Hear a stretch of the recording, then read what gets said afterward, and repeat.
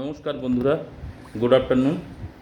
আমরা আজকে একটা লেটেস্ট টোটকা নিয়ে এসেছি, যেটা আমি অনেক ক্ষেত্রে আমার বাবার ক্ষেত্রে অনেককে বলেছি, উপকার পেয়েছেন। তো আমার জানা আছে, যদি কারোর উপকারের আগে এর জন্য আপনাদেরও জানাচ্ছি।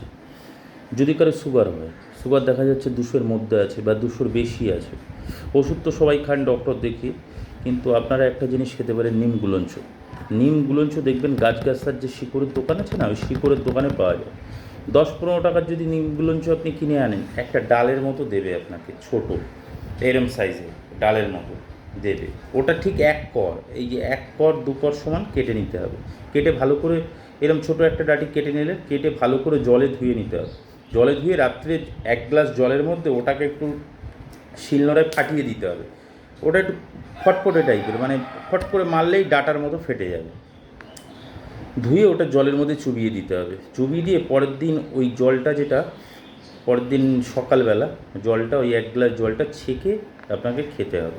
আর ডাঁটাটাও যদি একটু চিবিয়ে নিতে পারেন, তিতো হবে, প্রচণ্ড তিতো।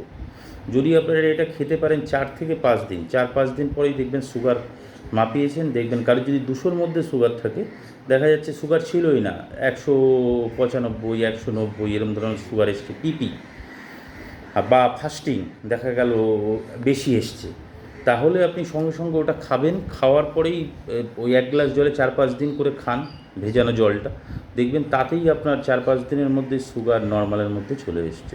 যদি 200-250 হয়, সেটাও দেখবেন অনেকটাই কমে এসছে। হয়তো নর্মাল হবে না 4-5 দিনে, 7-8 দিন 10 দিন খেতে হবে, কিন্তু অনেকটাই কমে এসছে।